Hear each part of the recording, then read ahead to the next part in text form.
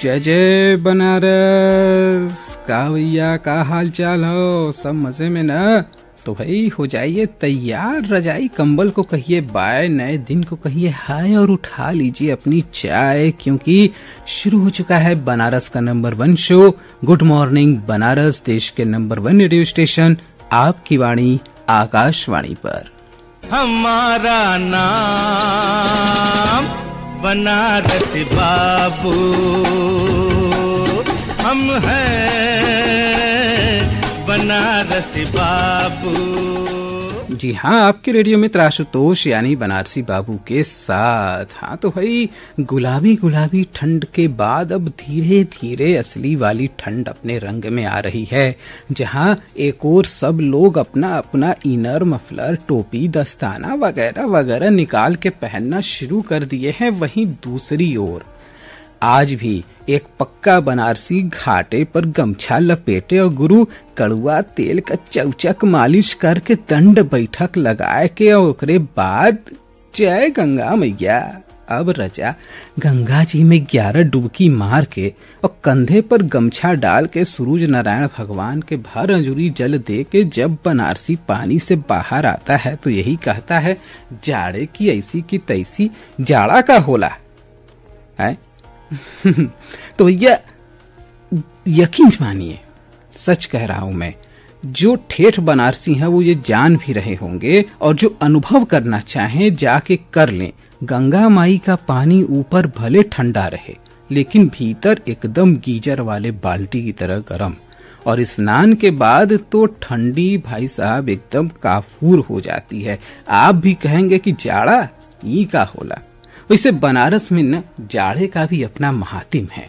अब आप कहेंगे यार बनारसी बाबू जाड़ा कोई पर्व त्योहार है क्या कि इसका महात्म होता है? तो गुरु ई बतावा, बनारस में ऐसा कवन दिन हो जहिया पर्व त्योहार ना होला? अरे भाई जहाँ भोग पकवान बने बनारसियों का त्योहार शुरू हो जाता है। गलत कहिए तो बताइए है।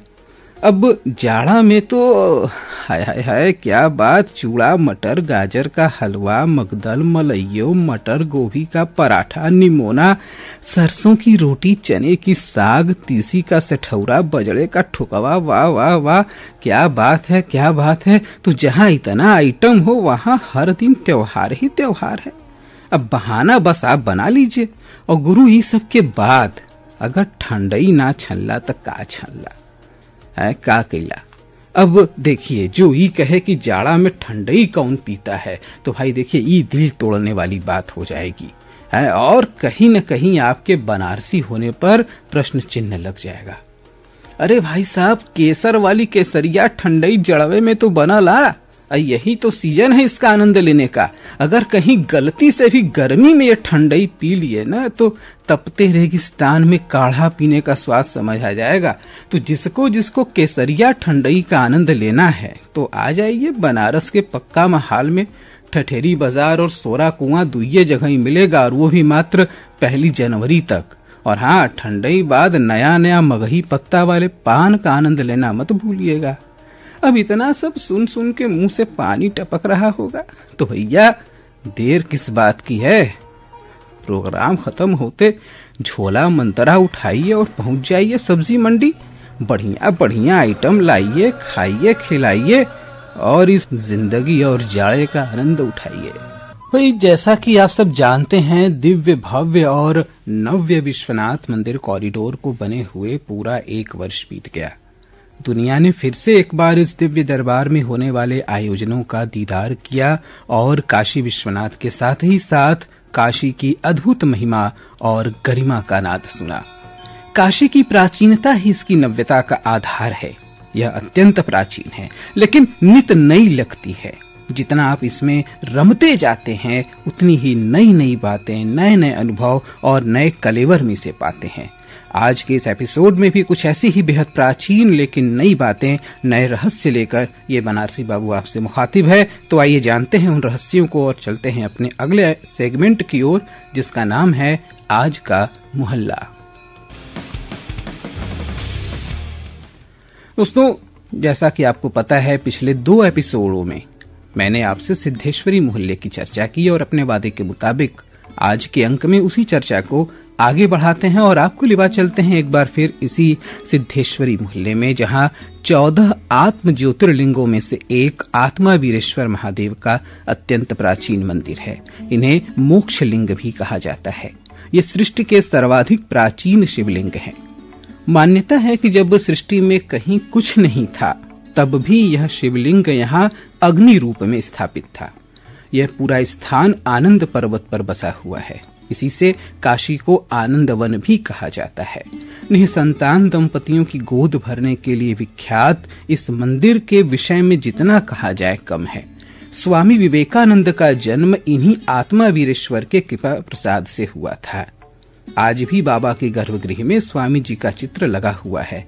इसी गर्भगृह में भगवान शिव के रौद्र रूप वीरभद्र का और भगवती के कात्यायनी स्वरूप का भी विग्रह है, जिनका दर्शन नवरात्रि के 6ठे दिन किया जाता है।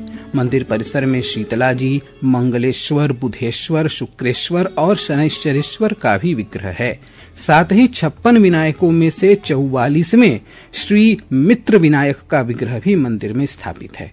मंदिर के ठीक सामने काशी खंडोक्त बृहस्पतिश्वर का प्राचीन मंदिर है और इनके बगल में शत्रुओं का विनाश करने वाली माता पीताम्बरा का दिव्य पीठ है। श्रोताओं, आपको बता दें कि मोहल्ले में स्थित संकठा जी के मंदिर को गुहाना बाई ने बनवाया था। इस मंदिर के बगल में बेनी राम पंडित के भाई विश्वंभर पंडित की विधवा पंडिताइन रहती थी, जिनके भतीजों ने सन 1825 में संकठा मंदिर के नीचे पक्का घाट बनवा दिया, जिसे आज संकठा घाट के नाम से जाना जाता है। यहीं समीप में यम तीर्थ है, जहां यमेश्वर महादेव और यमादित्य के मंदिर हैं। सन 1828 में ग्वालियर स्टेट की महारानी वैजाबाई सिंधे ने सिंधिया घाट को बनवाना प्रारंभ किया। बाद में इसकी नींव धंस जाने पर सन 1937 में ग्वालियर स्टेट द्वारा इस घाट को दोबारा बनवाया गया। जेम्स प्रिंसेप के समय यहाँ 2 मढ़ियां भी थीं, जिन पर मरणासन्न रोगियों को रखा जाता था। सिंधिया घाट काशी के सुरम्य घाटों में से एक है, लेकिन यहाँ गंगा जी का बहाव काफी तेज है। तो ये थी भैया सिद्धेश्वरी मोहल्ले की जानकारी। इतना बताने पर भी कितना कुछ छूट गया।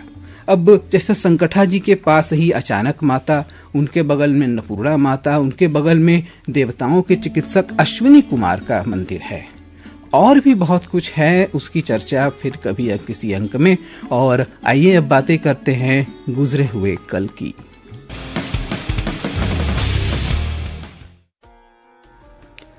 तो भाई आपको बता दें कि आज ही के दिन सन 1946 में डॉक्टर राजेंद्र प्रसाद संविधान सभा के अध्यक्ष निर्वाचित हुए थे और आज ही के दिन एनी बेसेंट को बीएचयू द्वारा डीलिट की मानद उपाधि दी गई थी। आज है जन्मदिन प्रसिद्ध भारतीय योग गुरु BKS अयंगर, उर्दू शायर जॉन एलिया, निबंधकार, लेखक और कहानीकार उपेंद्र नाथ अश्क, पूर्व टेनिस खिलाड़ी विजय अमृतराज, प्रसिद्ध फिल्म निर्देशक श्याम बेनेगल, हिंदी और बांग्ला फिल्मों के अभिनेता विश्वजीत चटर्जी और सुप्रसिद्ध भारतीय अभिनेता दादा साहब फाल्के पुरस्कार और पद्म भूषण जैसे सम्मानों से सम्मानित the greatest showman of India के नाम से विख्यात अभिनेता, निर्माता और निर्देशक राज कपूर का। तो सुनिए, बड़ा झूठ इसलिए कि आजकल छोटा झूठ और खोटा पैसा चलता ही नहीं। ये बड़े झूठ का जमाना है साहब। जो औरतें अपने चेहरों पर बड़े झूठ का पेंट पाउडर मलते हैं, उन्हें हसीन और नौजवान समझा जाता है। जो लोग पब्लिक से बड़ा झूठ बोलते हैं, वो नेता और लीडर कहलाते हैं। व्यापार की दुनिया में जितना बड़ा झूठ, तिजोरी में उतना ही ज्यादा रुपया। मैं तो इस बड़े झूठ के मैदान का एक बहुत छोटा सा खिलाड़ी हूं साहब। और श्रोताओं, आज है पुण्यतिथि परमवीर चक्र से सम्मानित फ्लाइंग ऑफिसर निर्मलजीत सिंह सेखों का। हिंदी सिनेमा में हॉरर फिल्मों के लिए प्रसिद्ध निर्माता निर्देशक तुलसी राम से और सुप्रसिद्ध गीतकार शैलेंद्र का। और आइए अब करते हैं बातें आजकल की। आज है 14 दिसंबर और आज के दिन को मनाया जाता है राष्ट्रीय ऊर्जा संरक्षण दिवस के रूप में, जिसके तहत लोगों को ऊर्जा के कम और सीमित प्रयोग के लिए प्रोत्साहित किया जाता है। इसे वर्ष 1977 में भारत सरकार द्वारा आरंभ किया गया था। और अब बातें अपने शहर बनारस की।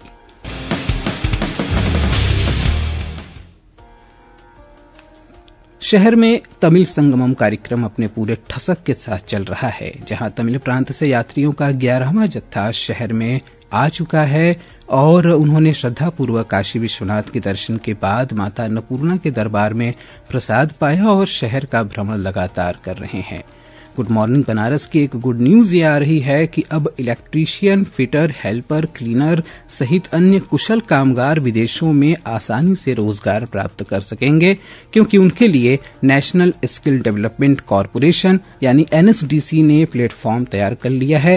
पहले चरण में सऊदी अरब, अबू धाबी, दुबई और शारजाह में रोजगार दिलाने का लक्ष्य रखा गया है, जिसके प्री काउंसलिंग के लिए कामगारों को आज सुबह 9 बजे ITI करौंदी में बुलाया गया है।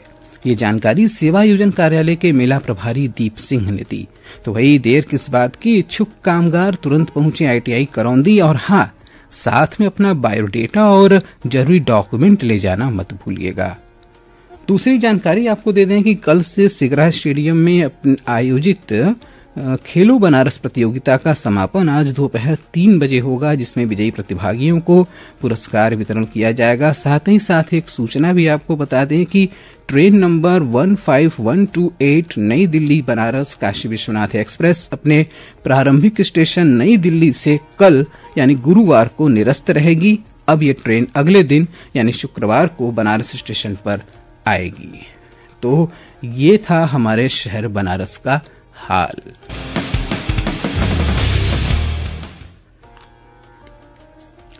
तो वही अब धीरे धीरे घड़ी की सुइयां कह रही हैं कि बनारसी बाबू अब निकलना चाहिए।